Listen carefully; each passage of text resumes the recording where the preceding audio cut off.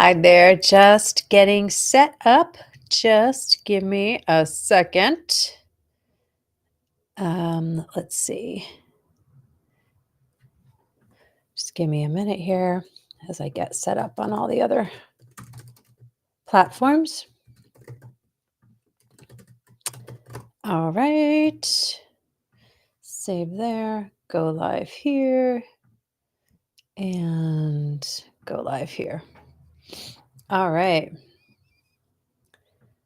All right. I believe we are here. All right. Hi, everyone. Jody Bedley here, actor and CEO of Actor Insider and the Actor's Office, coming live on this Friday. God, this week went by so fast. On this Friday for our coaching and coffee hour. I go do this the first and third Fridays of every month to answer any and all questions that you have about your acting business, because it is not a go it alone business. Hi, Andy. And we have Kent. Hi, Kent. Okay, let me see. That's on Instagram. Just gonna get my windows situated here. And there it is. Okay, there's my YouTube. Great. Let me just get situated here on Facebook. 1 second. And there I am on the Facebook. Hold on. Let me make that window. Well, that doesn't work. Okay. All right. I'll see comments as they come in. All right. Hi, everybody. I'm not centered. Here we go. All right. Those just tuning in. Hi, I'm Jody Bentley, actor and producer and audiobook narrator, CEO of Actor Insider, and I go live on the first and third Fridays of every month for a coaching and coffee hour. I want to answer any questions that you have about your acting business. I know Kent, long time no see for sure. Andy, you're just wrapped. That's so great. That's so great. I love it. Andy, I know Andy. Andy Poland is in Atlanta. She was shooting a feature. Andy, I just signed with an Atlanta agent this week, so I'm feeling really good about that. But Andy lives in New York. She's shooting in Atlanta. Anyway, there we go. All right, let's do this. What questions do you have?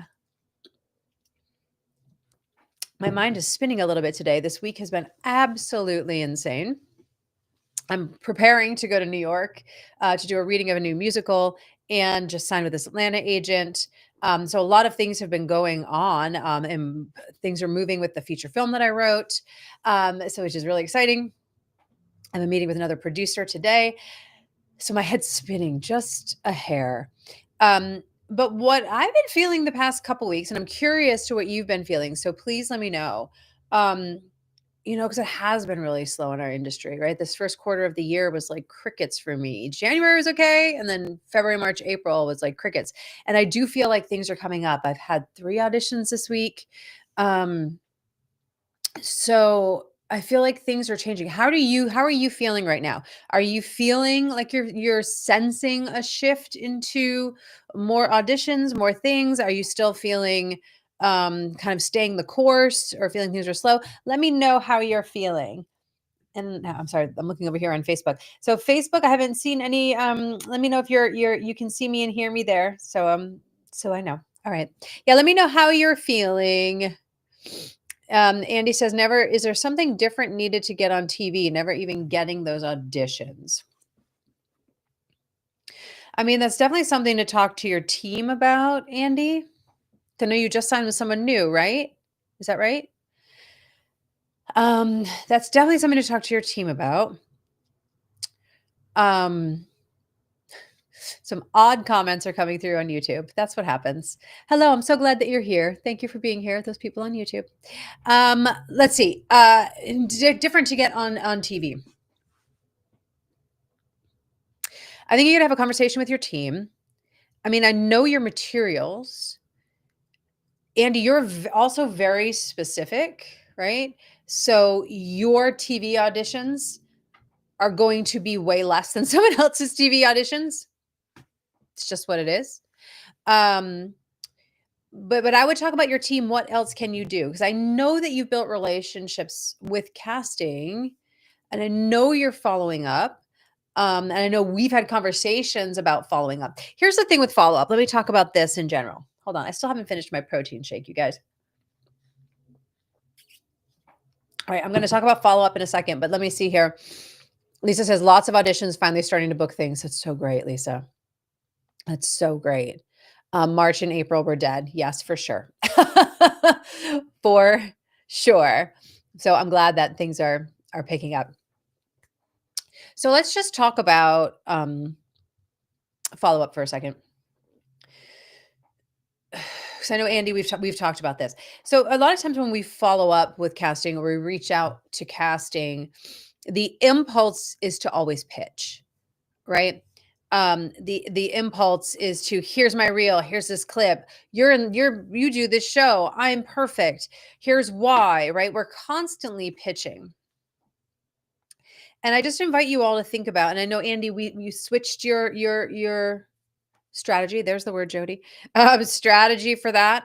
But maybe it's a good reminder, something good to hear of how can you just be human? How can you just be human as we're following up? How can we not pitch? And I think sometimes we feel like an opportunity has passed us by if we don't take the time to pitch. But what if that connection, that opportunity is one seed and your job is to plant 5, 10, 20, 30 seeds, and you never know when that seed is going to sprout along the way. But if you're trying to get the seed to sprout on email number 1, meeting number 1, audition number 1, it doesn't quite work out that way. I think in last fall, I booked an episode of 911 Lone Star. I had been in for that office 5 times. 5 times. So that booking, yay, I booked something, that took 5 times with that office, never mind all the other auditions that I had. So I just invite you to really think about your follow-up as planting the seed and being human. And I know that there's that feeling of, but this is my chance. This is my chance. I don't want to blow this shot, right? What if you had multiple chances, right? What if it's not just that one chance? What if it is building relationships long term? That's really what matters. So, Andy, maybe just go back and look at how you're following up with people. How could you shift that? What could you do slightly differently? How can you be a little more authentic and heartfelt and not pitchy? And see what that does. See what that does. Tony, I was pinned for a show 7 times before getting it. Exactly. Exactly. It's so crazy. This industry is so crazy. Yeah, I wasn't pinned 7 times, but I was pinned twice for Monsters, Ryan Murphy's Monsters. I was pinned for season 2 and pinned for season 3. I was like, come on. So if there's a season 4, but that's just what it is. So I hear everybody, right? Like I get it that we want to book now. We want everything to happen. We want the industry to be back. And then sometimes it takes 7 times to be pinned on a show before booking it.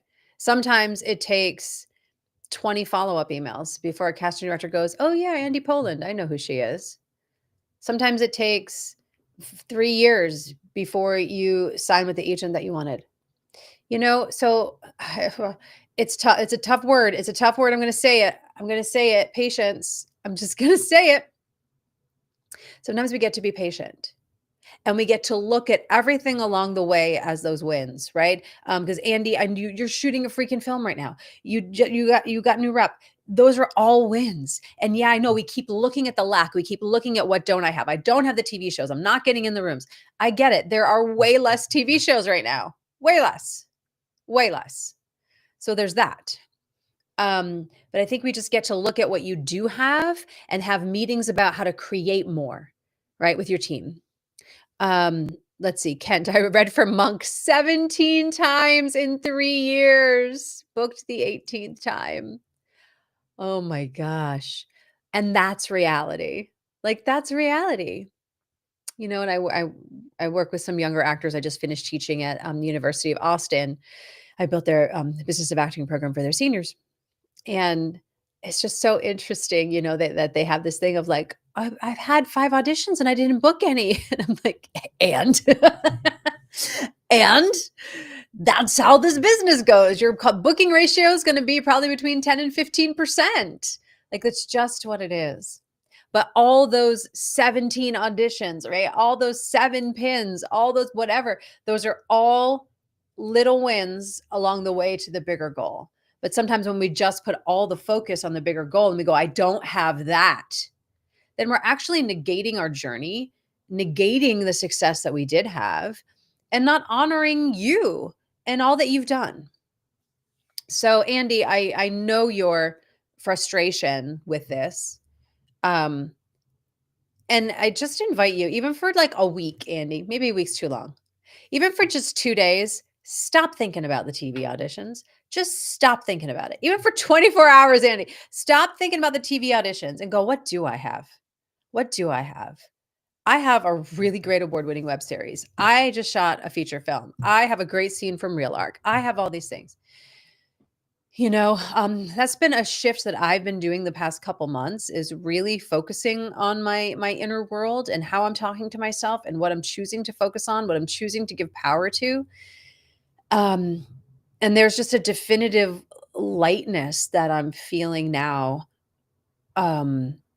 When things have been so heavy. They've been heavy in our industry. I had a lot of things going on personally since 2018 that I feel like now I'm just coming out of. So, there's it's a choice to focus on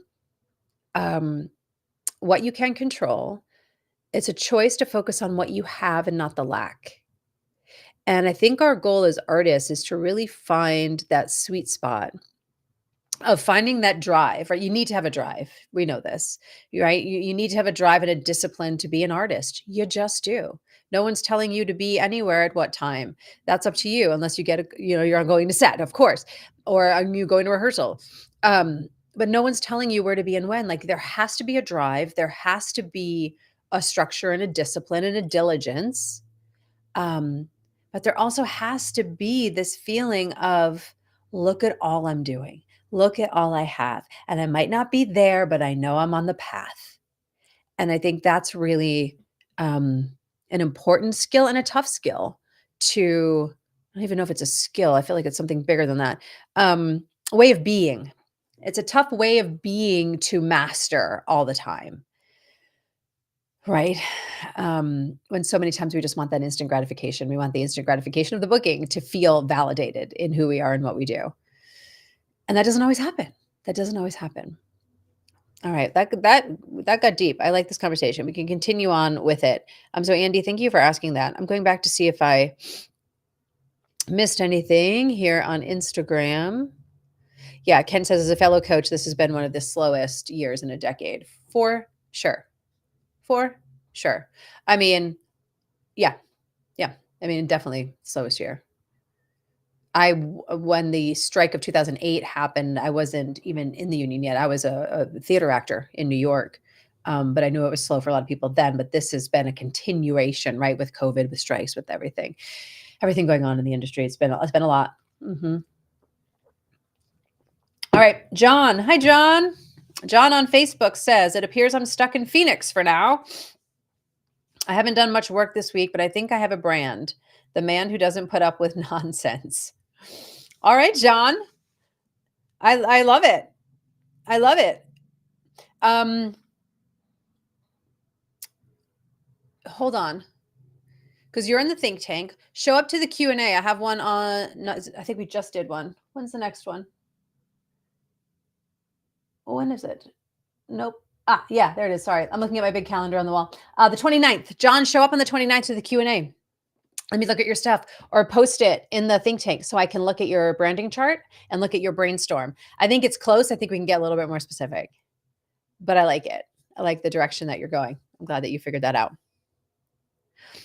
Kent, as a fellow coach for 18 years, I can say Jody is one of the very best. Thank you, Kent. Thank you. I appreciate that. It's very sweet. Kent also says 22 auditions for Grey's Anatomy in 19 years, no booking. Name the disease. I had it. Oh, man.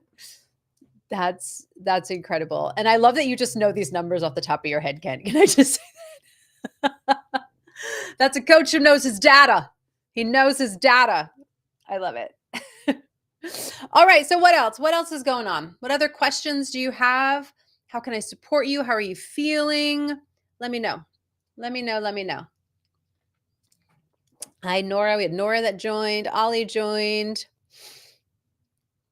Yeah, let me know. And Lisa, I just want to say again, yeah, so happy that you're feeling things are happening and bookings are happening. It's really great. That's really great. Yeah, it's it's one of the slowest years, and it's also one of the slowest Zooms live. Just on a Zoom, Jody. This is live. No one's asking me questions. What else is happening? All right, let's see. What else can I talk about? Okay, so we're talking about following up with relationships. I'll share this story. Oh, and the power of intention. Let's talk about that. And then happy to answer questions as they come through. So at the top of this year, so many of you know, if you don't know me, I've been a career coach for actors for over 16 years. Like I said, I have a company called Actor Insider. I have like 2,300 clients globally in like 17 countries now. Like I've built a whole business. And during COVID, I built a software for actors, which is another whole business. And I'm an actor and an audiobook narrator and a producer and a writer. I do a lot of things. But I can get really, I don't want to say sidetracked. It's not sidetracked because I love it. Sucked into my coaching business and putting out content and free things and my courses and classes and helping my clients. I can get really sucked into doing that. Why? Because there's instant gratification. There's instant gratification in supporting someone, seeing a client have an aha moment, seeing their careers grow. It's really fulfilling for me. But I can let my own career sometimes fall to the wayside because there's only so much time and money and energy, right? Where we're putting our focus in our time. So at the top of this year, I said to myself, Jody, you are an actor. You're an actor first, and you're going to make that the priority this year. And one of my goals was to get back to singing. So anyway, last year, I started singing again and missed it so much, and gave my team some singing tapes and got called in for a new musical that UDK was casting. And it got down to me and another woman for the lead in this reading of this new musical. I was like, oh my God. And then I didn't end up getting it, but I was like, okay, I can do this. Like, this is a thing, but I know I need to have more pitching tools. I know I needed to have more clips, all this stuff. So that was sort of the goal in the first quarter of the year was, Jody, get like 2 or 3 clips done of you singing, and you're going to focus on you being an actor. Well, I definitely focused on myself being an actor, got a little distracted, but I didn't record or sing anything the first quarter of the year. And I was kind of mad at myself. But then just realizing that's going to take a little bit longer. I still need to get my voice back to what it was. I'm looking through, I did choose some songs. So I did made some progress, but I didn't do the actual thing. But I kept saying and putting it out in the world, I'm doing more theater. I want to do more theater. I want to do musical theater. I want to be open again. I want to be on stage again. I sang at a benefit in January. It was so lovely. April rolled around. I still didn't sing or record anything. I maybe sang like twice that month. And now it's halfway through May. I still haven't done anything. But guess what happened? A playwright that I worked with in New York a decade ago, actually more than a decade ago. I've been in LA for 13 years. And I did, I don't even know, 3 or 4 of her projects when I was in New York, a couple plays and a couple musicals. And in the fall of last year, she reached out to me and said, hey, Jody, are you happen to be in New York? I'm doing a reading of this. I took this play, which I love this play that she wrote, and she turned it into a musical. And she's like, I would love for you to do the reading. And I was like, oh no, I'm not going to be in New York. And it was just kind of was like, no, and moved on. Well, in May, that's a couple weeks ago, she reached out to me and she was like, hey, are you going to be in New York on May 27th? I'm doing a reading of the same musical. I can't stop thinking about you. The role is yours in my mind. She's like, I really want you to do this. And because my intention for this year was to focus on myself as an actor, and I kept putting out singing and musical theater in theater. And that's like the energy I kept putting out. It's what I kept thinking about. Even if I didn't record the damn songs, it was so fascinating to me how the universe presented that. And so I said yes. Where if I was in the mindset that I was last year, I would have said no again. So it's just the power of intention, of putting out what it is that you want. And you know what? For me, I thought it was going to manifest in I'm going to get these 3 clips, my manager's going to have them, and then we're going to go after an equity agent in New York. That was what I thought the plan was. But no, now the plan is I'm flying to New York next Thursday. We have a rehearsal today over Zoom. And I'm going to do a reading of this musical on May 27th in New York. And so I think sometimes we think we have to know all the answers and know every step. We think we need to know, how is this completely going to look?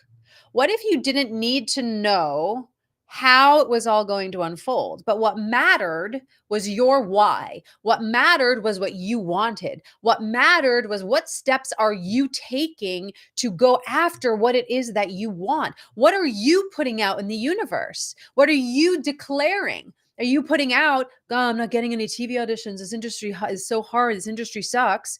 Or are you putting out, "I can't wait until the opportunity for more auditions. I'm so excited to go out and network with people. I'm so excited to message some people on LinkedIn to build my relationships. I'm so excited to do whatever." Like, what is the energy that you're putting out in the world? Because that's going to be what you get back. So I share that story with you because after that happened, and it was literally, I got the email. I was like, oh, and then I sat with it and I was like, can I? I can't. Can I? Yeah, I can. Yeah. And I went downstairs to my husband and I was like, hey, babe, I just got asked to do a reading in New York. I think I'm going to go. He was like, great. And then I was like, but you work remotely. Why don't you come with me? And then we figured that out. And now we're making a trip and going to New York and then going to visit family. So it's just amazing how things will get into alignment when you put out exactly what you want. And that if you focus on the yes, as opposed to the it can't happen, or it's not going to happen, or why isn't this happening, right? Focus on what it is that you want and put that out in the world. Let me know if this resonates with anybody. Let me know if this resonates. Erica, this is amazing. The very thing you want, it came towards you. Thank you, Erica. Yes, right? Like in my mind, again, it was like, oh, I'll get some material ready to get an agent. It was like, no, I just booked something. I didn't even audition. It was a direct booking. So that's been really exciting. And the same thing happened, I'll just share, with my new agent that I just signed with in Atlanta, expanding the team to Atlanta. And I was chatting with my commercial agent because I brought him into my class at UTLA and he interviewed all my students. Ended up signing one of them, which is really exciting. And we were chatting about it afterwards, having a little decompress. And then he was going to New York or something. He's like, hey, are you working bi-coastally? I was like, well, actually I want to add an Atlanta agent to the team. He was like, oh, let me put a couple feelers out for you. I was like, okay. And I guess he has an agent group and he put my Actors Access out, and an Atlanta agent was like, oh, I'll take a meeting with her. So I sent off a self-tape. I had to send a couple other things to her. And then we did a Zoom meeting. And I loved her. And I was like, well, that was too easy. I should take some other meetings. That's too easy. And then like 4 days later, I was like, no, she's the one. Let's sign. But it's amazing when you put things out, when you focus on what you want and you declare it, right? You get to share it.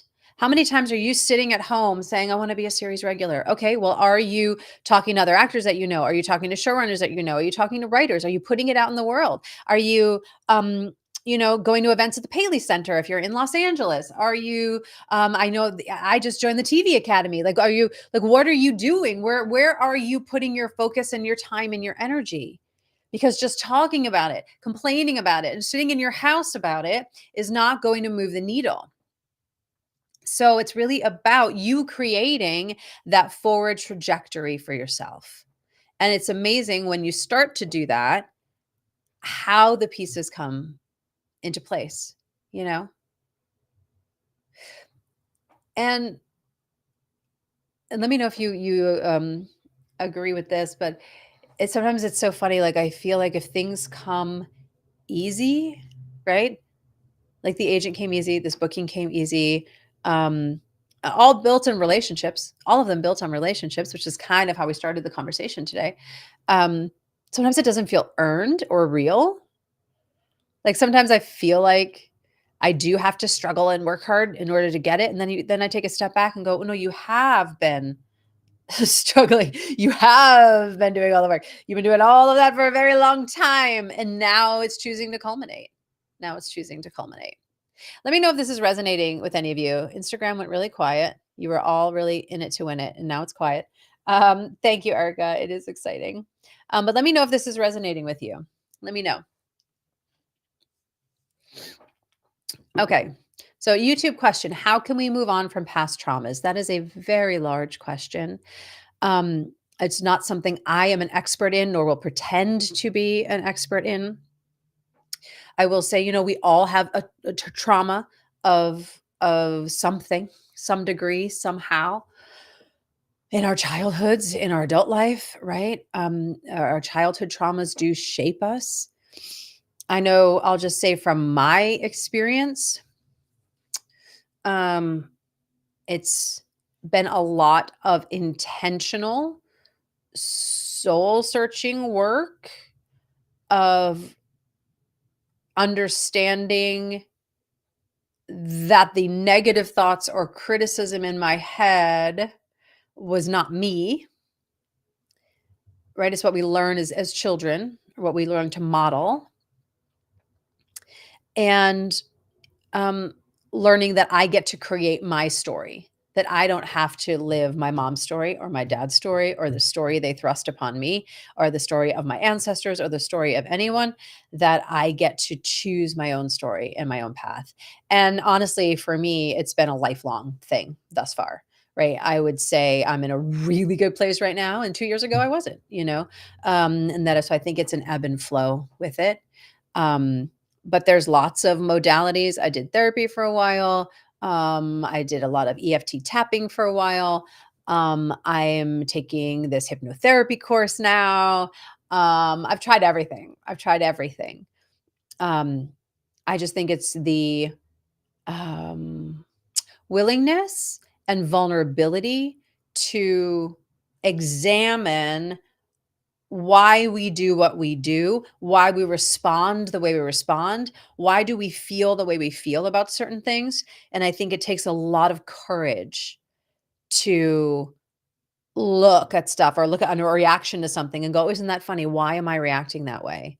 Why did I just get really triggered?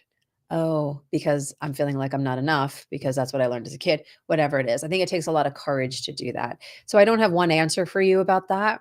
I just want to acknowledge you for asking the question. And obviously, you're on your own journey with that.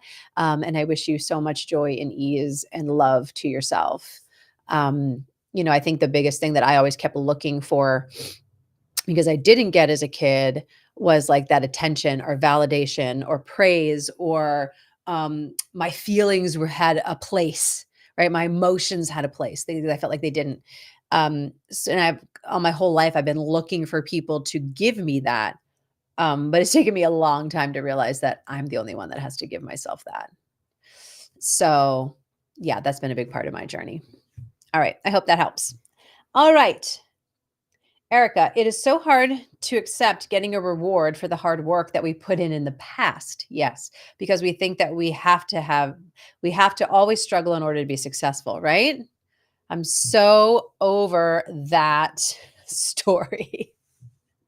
I'm so over that story, right? Because yeah, maybe it was easy. This process in the moment was easy, but how much time, effort, and energy have we put in? I think it's really important to remember that. Yeah, I think that's been a big thing for me, Erica, in talking about past trauma of um um how can I have more ease and joy? How can this career that we've all chosen, how can it have more ease and joy and less struggle and hustle? How can I, on a daily basis, have happiness and not despondency? Right? Again, and that's what we were talking about before, about looking at lack right? Looking at the lack of what we have versus looking at what we actually have. And how that gratefulness, that gratitude, um, can bring those feelings of joy and abundance much more than just focusing on the lack. Okay, what else? We got nothing there. Okay. Erica, how do we attract people who want to work with us and tell our story? Oh, geez, Louisa. That's a big one. Let me finish my protein shake while I think. Okay. Well, I think it's kind of what I've been talking about, right? So, Erica, I'll share another. Now moving on to tea. I'll share another story with you. So last year, so I wrote a feature film, and it's a feature film about one of the most traumatic times in my life, when my dad passed away and my mom was diagnosed with dementia pretty much in the same month. And then I had to sell my childhood home and all this stuff. So I wrote a script. I wrote a script about my trauma, going back to trauma. Sometimes we can process trauma creatively. And it's really about the time in your life when you parent your parents. And, so many of us Gen Xers are going through that now. And I feel like it's a very relatable subject matter. Anyway, Erica, so you're talking about attracting people who want to work with us and tell our story. So last January, not this January, last year, right? Yeah. Like, where are we? Last January, I joined a mastermind group for filmmakers, because I wrote the script. We were still tweaking. I produced films about 10 years ago, but I hadn't produced in 10 years. So I really wanted to re-educate myself on film production, film finance specifically. Um, and I wanted someone to hold my feet to the fire because, again, as I mentioned, I get sucked into building my businesses and doing those things where I always let the actor fall to the wayside or the artist fall to the wayside. So I really wanted to be part of a group that would hold me accountable. So that way I would still take action on that. So in that group, one of the facilitators, there was a facilitator that was more on the creative aspects of things, and there was a facilitator that was more on the nuts and bolts and finances of production and all of that. And so the creative one read my script a couple times, gave me notes.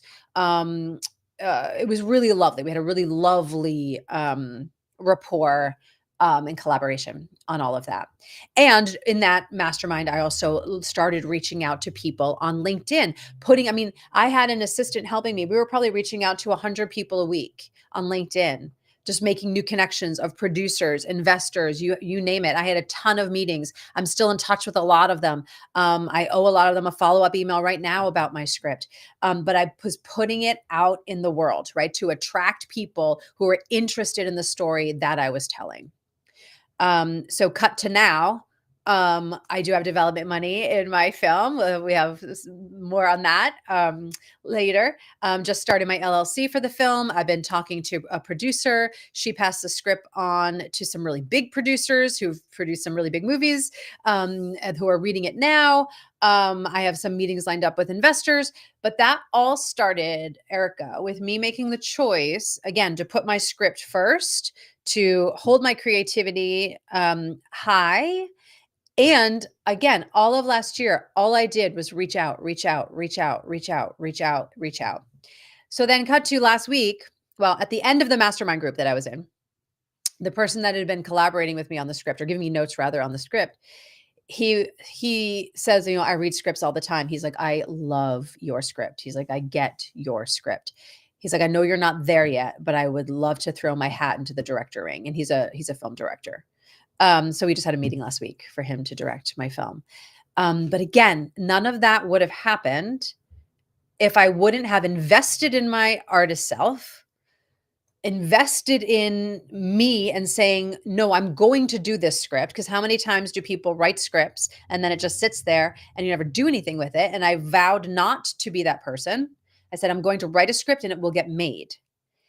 And now our goal is to be shooting in April 2026. I've already been talking to a production company in New York. I have a list of casting directors I want to reach out to. I have a list of cast. So it's pretty exciting. But I would say, Erica, that it's putting it out in the world. You just got to put it out in the world. And when you put it out in the world, things will happen. When you hold it and you hide it and you keep it for yourself, oh, I don't want to share it yet with people because I could jinx it. What? Stop jinxing it. Put it out in the damn world. Do you know what I mean? So I don't know if that answers your question, Erica, but Kate says, I love this. Thanks for sharing your process, Jody. Of course. Kate, right from your heart and what you know. Amanda, mantra, money, wealth, prosperity, abundance, easily and effortlessly. This is a mantra. Money, wealth, prosperity, abundance, easily and effortlessly flow to me directly and indirectly and expected and unexpected ways. I love that. I love that. Amanda says, yes, I wrote a script too. Let the energy flow instead of pinning up, trapping it. Yes. I love that. I love that. Awesome. Whoo! I've been sharing a lot about my process and what's been going on, but I trust the stories have been helpful. Yeah, I mean, for those of you who know me, you know that I always share vulnerably what's going on in my life, the good and the bad. And I think somebody learn through stories too, right? I think it's important. Erica, I agree. It does. Launch it out in the world, even when it is imperfect. I will at least revise several times, but yes, good idea. Yep, of course. That's the thing. If I would have rated, like, I don't think the script is perfect. When is a script perfect? I'm probably going to do one more round of coverage. I'm meeting with another producer today who's just read it. So I want to get her feedback if I need to do coverage or if I need to maybe get a script doctor just to like tweak.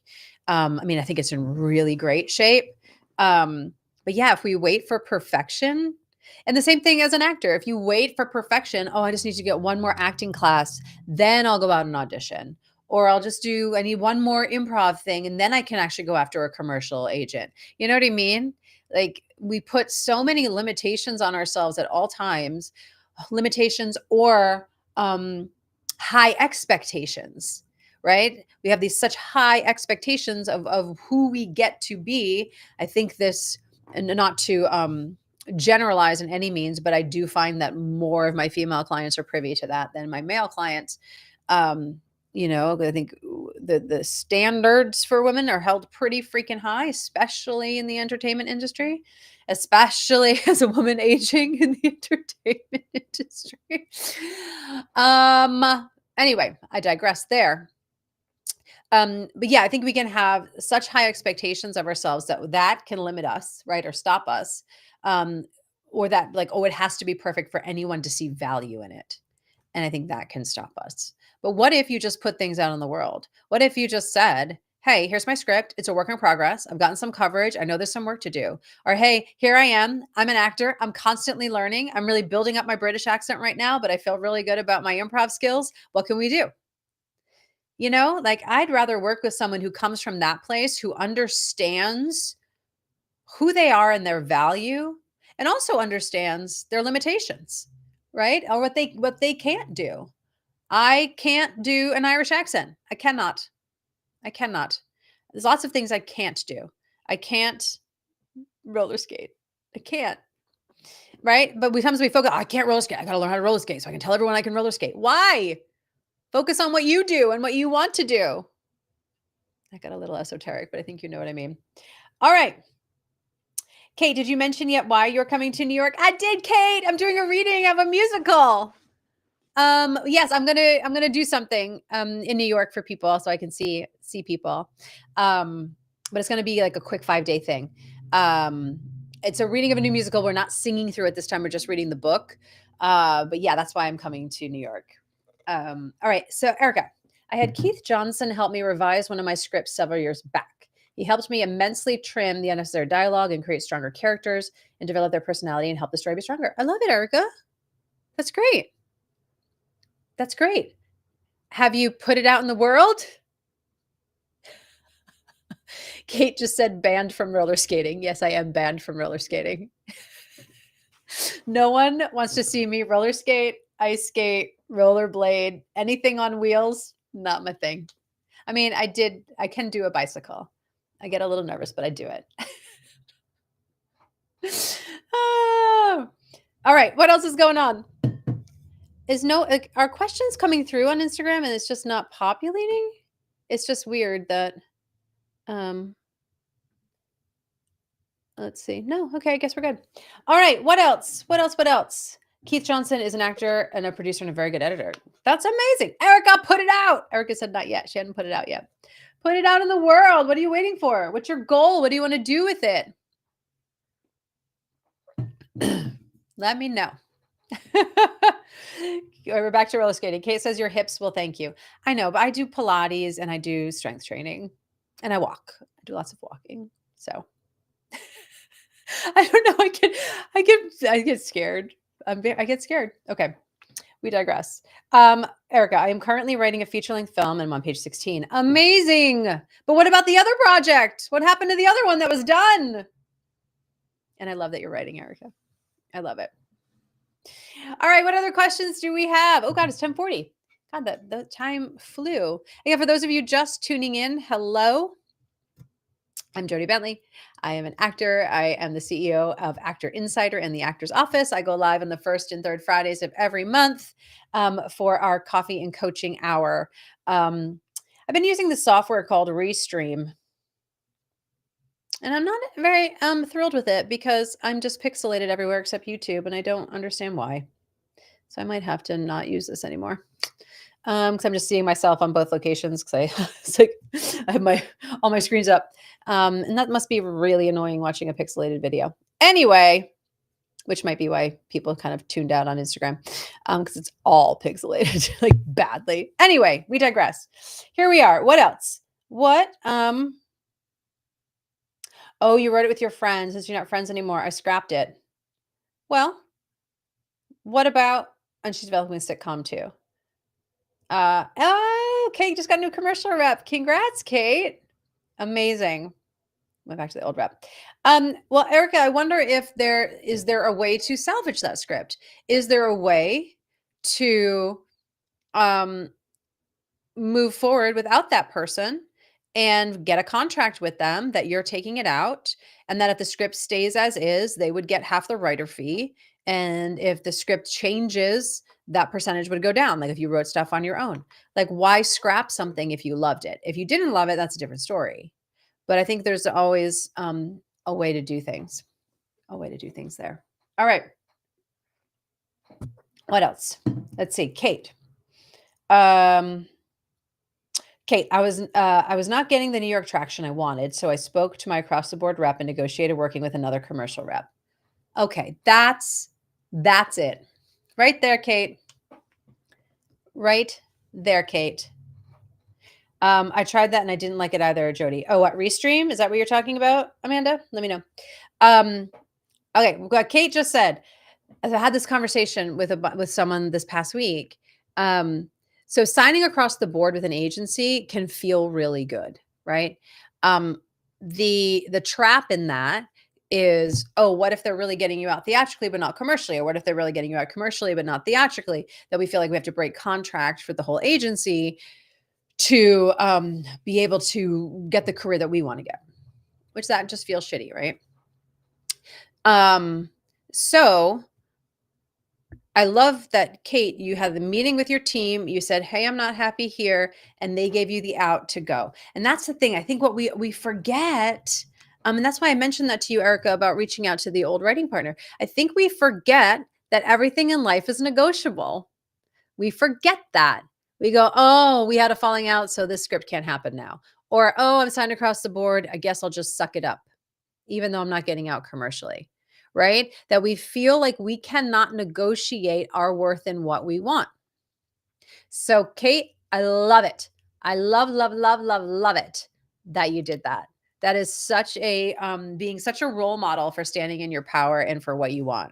So thank you for sharing that, and congrats, because that's huge. That's huge.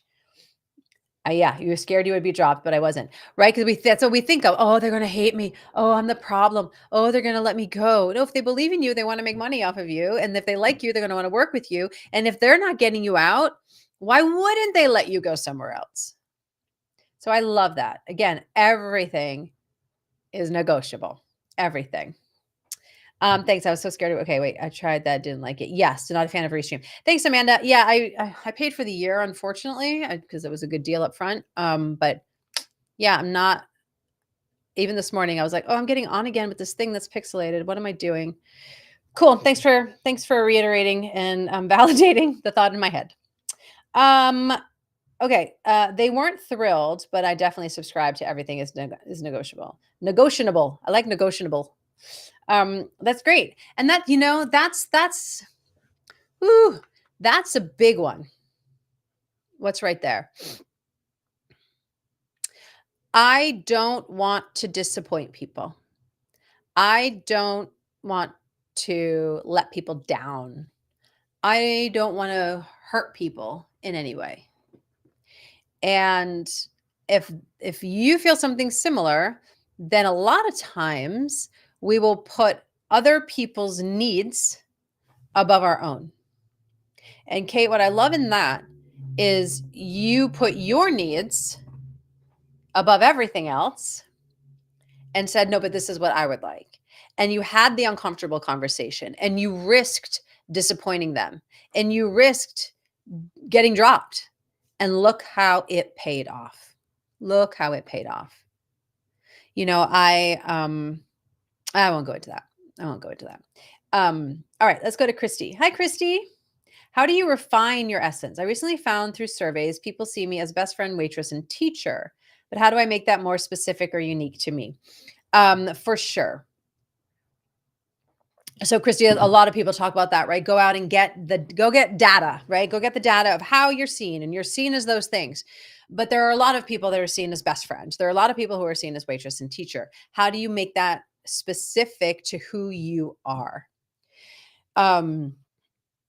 That is why I've built an entire branding process. I have a standalone course called the Actors Branding System. It's like 17 lessons on building your brand, because that is just the roles you can play, Christy. So of course it's not specific to you, right? It's a role. Many people play the same types of roles. What is your version of that role? How do we describe you in that role? How do we describe the themes of the stories that you're drawn to? How do we get more specific on the psychology of the characters that you play?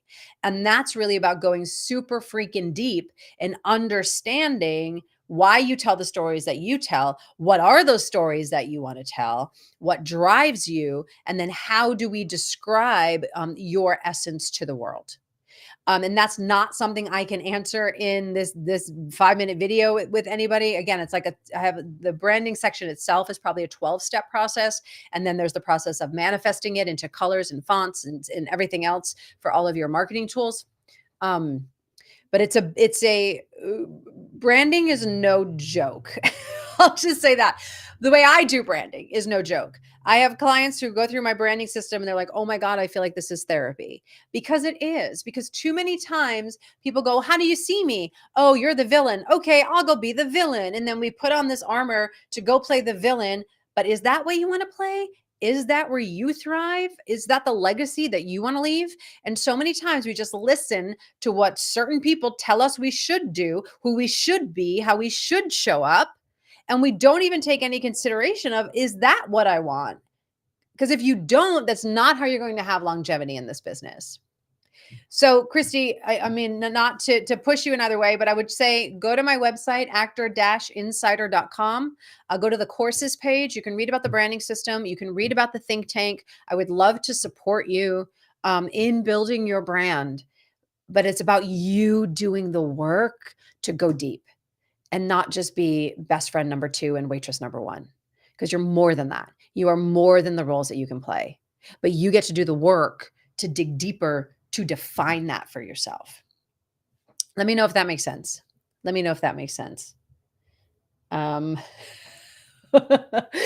Villain. I can't even say that. Villanile. I can't even say that, Kate.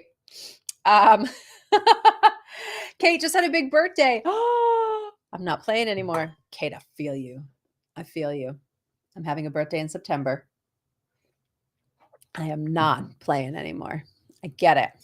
Amanda, thank you, Amanda. She says it's excellent. I highly recommend the program. Erica says yes. Yes. Yeah, Erica's in the program too. All right, Christy, let me know if you have any follow-up questions to that. All right. What else?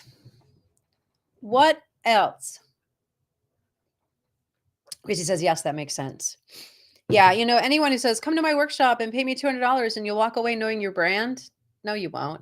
You'll walk away with having something thrust on you because it takes more than 2 hours to really dig deep on who you want to be. Villain in aisle 5. Thank you, Kate. My brain was not wrapping around that hashtag. Definitely not wrapping around that hashtag. All right. What else do we got? What other questions? Let me know. All right. We got 10 minutes. All right. For those of you just tuning in, hi there. I'm Jody Bentley. I'm an actor, audiobook narrator, producer, and CEO of Actor Insider and the Actor's Office. I go live on the first and third Fridays of every month for a coffee and coaching hour to answer any and all questions that you do have about the acting business and your own acting careers. So what else? Kate, the digging deep is critical, right? It is. It just is. It just is.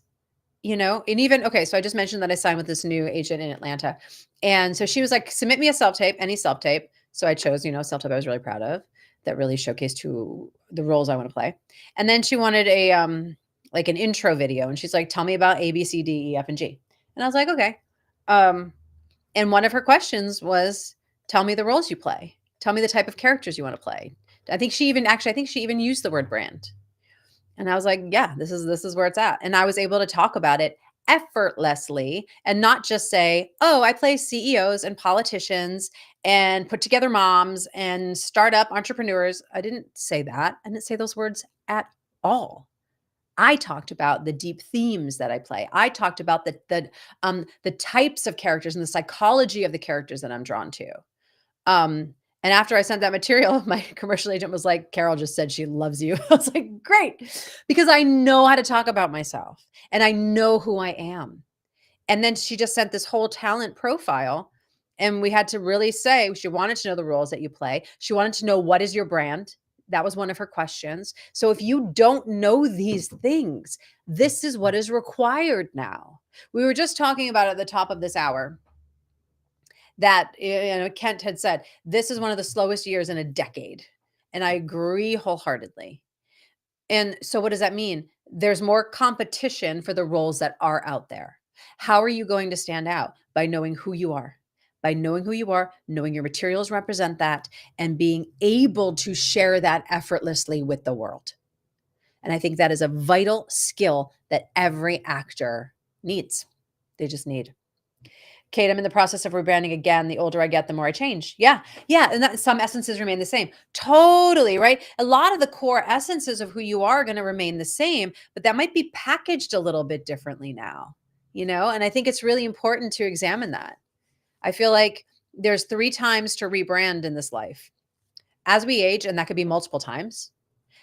When we experience a traumatic life event, like a divorce, a death in the family, maybe a disease that you've had. After I had breast cancer, I rebranded. After my dad died, I rebranded. So that's a thing. And another time would be if you're not getting seen for the roles that you want. It means your materials are skewing you in one place. But if you really want to be somewhere else, you need to rebrand and let them see that part of you. So let me know if that makes sense. All right. Tammy, a fellow actor friend sent me some homework. He said to ask people who they could see playing me in a film and use their career history to pick something to help me update my show reel. Finding where I'm at, what could I play in my brand? You're finding where you're at. Got it. Let me wrap my head around that again. He asked people to ask who they could see. Okay, so who would play you in a film? And use their career history to pick something to help me. I love that idea. I think that's a great idea. But and on the flip side of that, Tammy, I would say, what characters are you really drawn to? What roles are you like, oh man, I wish I could play that. I wish I could do that. I would also start there too, because that's going to be really motivating to you. All right. Amanda, I found out I was seen differently when I changed hair color and cut. Yes, Amanda, for sure. For sure. Yeah, it's amazing what that does, right? Like even right now, like my hair's super straight. It's never this straight. I just got a keratin treatment and I haven't washed it yet. So I feel like a drowned rat. That's what I feel like because my hair is usually fuller. But I'm also getting a haircut tomorrow because it's too long. It's too long. I need to be here. But yeah, that's not going to change my brand. But when you went blonde and all that, that's definitely changing things. Like if I decided to cut my hair like here, that might change things a little bit. That might make me more severe. That might make me more, angular. Maybe playing a little bit more bitchy characters and not the women struggling and persevering that I like to play. So yes, the hair and the color and the cut of the hair definitely do change things. They definitely do change things. Okay, Erica. Oh wait, hold on. Kate, I've gotten past waitress number 1 and irate wedding guest. Got it. Erica, how do I embrace my age in this industry? I feel so immature in my insecurity about me aging out of certain categories and not sure where I fit because I'm scared of being judged for my appearance by peers and surveys. I feel so sad about my sensitivity. I want to read that again. How do I embrace my age in this industry? I think that's a question a lot of us can relate to. I feel so immature in my insecurity about me aging out of certain categories and not sure where I fit because I'm scared of being judged for my appearance by peers. I feel so sad about my sensitivity. Oh, Erica, thank you for that very vulnerable share and question. I embrace the nature of this industry and the judgment for our appearance, but I'm finding age ranges to scare me. I think it's interesting. Aging is fucking weird. Aging is fucking weird. And thank you, Kate. I appreciate that. Aging is weird. I right now in who I am, Erica, I have never had Botox. I refuse to get Botox. That's not what I want to do now. Will that change in 5 years? Maybe. I don't feel the need to change my face. Right. I mean, what am I watching? I'm forgetting what it's called. It's with John Hamm and Amanda Peet. And I look at Amanda Peet, who is around my age, and she hasn't done anything to her face. And it's so nice to see a woman on TV who actually can do that. Do you know what I mean? Who has little lines on their face. And it's like, okay, yeah, I get that. And on the same time, then I look at other women and go, they look really good. Right. So I think it's challenging. It is really challenging. And I think it is just about owning who we are. And look, I'm struggling with this too, Erica. So about like embracing my age or putting my age out in the world. I don't really put my age out in the world because I don't want to be judged. So I get that. I get submitted for roles 38 to 55. Depends on what they're looking for. But I think all we can do is honor where we are. And yeah, like when I moved into like mom category, like a while ago, I was like, oh God, I'm a mom now. Right. Now I'm like a mom of an older kid, like you just get older and older. I definitely was feeling feelings and I just allowed myself to feel the feelings and go, well, but I like how I look and I like who I am. And everybody is aging and there's nothing I can do about that. I'm going to age no matter how many needles or injections I put in my face. So why don't I just age? And we can't worry about being judged. We can't worry about it. I'm sure people clicked on YouTube or Instagram here or Facebook here and looked at me and made a comment in their heads or judged me or was like, oh, Jody looks weird today or whatever. Or, oh, I hate her. I'm sure that happened today. And I can't let other people's judgment or criticisms get in here. I can't. When I would talk about dealing with my mother, talking about trauma, we talked about trauma earlier, I would always say, I'm just putting on my Wonder Woman bracelets when I go see my mom so I could deflect all the things. And that's kind of what we need to do, right? We need to deflect all the things that, we get to learn to not take in people's criticism as truth. People's criticism is their own insecurity they're throwing at you. Think about that the next time you judge an actress's appearance on TV or an actor's appearance or someone you're scrolling through Instagram and you're like, oh, she looks so stupid or he looks dumb. You're just throwing your own insecurity on that person. Let them be who they are. Let them be who they are. And it's the same thing with aging. Everybody is aging. Everybody is aging. And I think it's really hard, Erica. I get it. And again, I'm still going through it myself, but there is a sensitivity with that too. There's a sensitivity of loss, right? Like literally just losing collagen in your face, losing things, losing some mobility, just losing things, right? I'm just scared because I learned recently we should be telling our agents our current age, but I haven't. Erica, when you fill in a contract with an agent and you give them, you're filling in, you're giving them your social and your birth date. They know how old you are. They know how old you are. It's okay. It's okay. So that's happening regardless. I just don't want my age on IMDb. I don't want casting directors to see it. Some casting directors call me in for 38. Some casting directors call me in for 50, and I'm the younger option. Great. Right? But your agent will know. Your agent will know. I took a popular commercial agent in New York. It's from Amanda. He said, never do Botox. It freezes your face and you can't see people's reactions. I agree with that. And I know I have friends that do it. I know other actors who do it. So I don't want to go judging anybody for their choices either. Everyone's going to make their own choice. But yeah, it's not for me. It's not for me.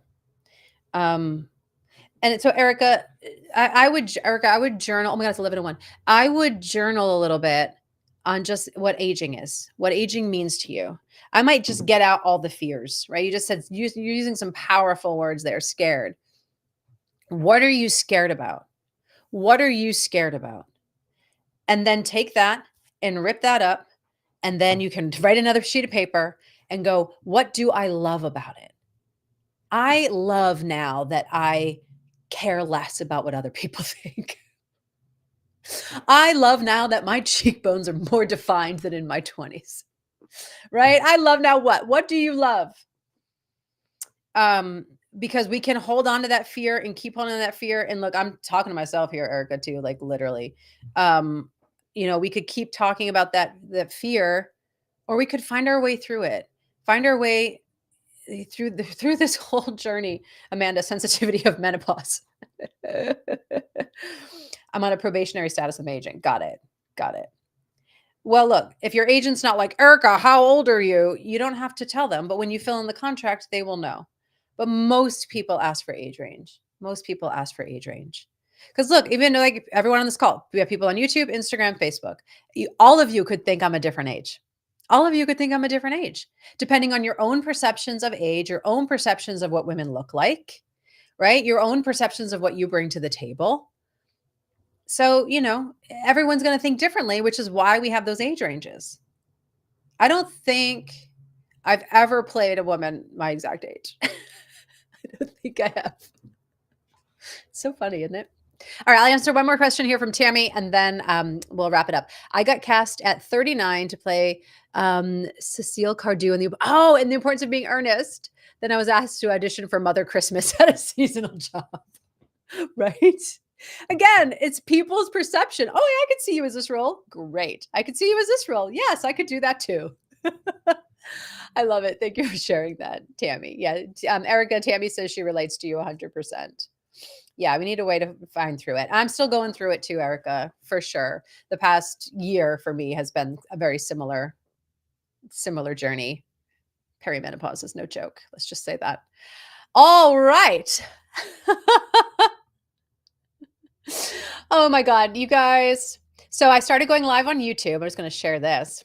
Hi, YouTube. Thank you so much for showing up on YouTube. But I got to say, it's really interesting, the comments that come through on YouTube. And people on YouTube can be really mean. So I'm so sorry that you feel the need to be mean to people on YouTube. But I just know that I wish you the best, and I wish you the best day ever. All right, everyone. Thank you so much for tuning in. Again, I will see you on the first and third Fridays of every month for a coffee and coaching hour.